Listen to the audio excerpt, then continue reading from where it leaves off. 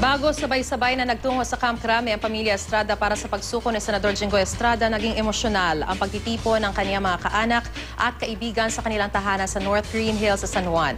May news to go si Connie Sison, exclusive.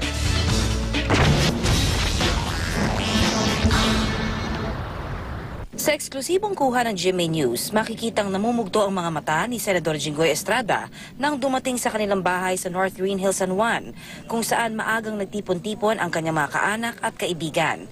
Emosyonal ang mga sumunod na tagpo. Dumating na nga itong araw na ito. I have to face it. The Sandigan Bayan has already issued the warrant of arrest, and I have no choice but to follow the orders of the court. Niyakap ni Erap ang kanyang umiiyak na manugang na si Presi at bunsong apo. Emosyonal din ang mga kapatid ng senador na sina Jude at Jackie. Medyo nagkaiyakan. Pati yung mami niya. Kayo po? Medyo naluluha-luha na rin. Naawa ko, anak ko siyempre. Well, ganyan talaga ang buhay.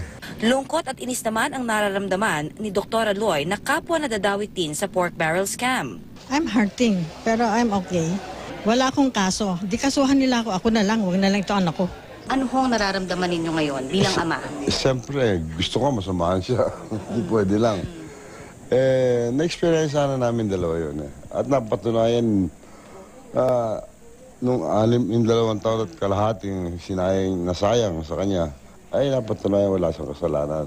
Pasado 12:00 ng tanghali ng sabay-sabay na nagtungong Camp Crame ang pamilya Estrada, lula ng coaster para voluntaryong sumuko ang senador.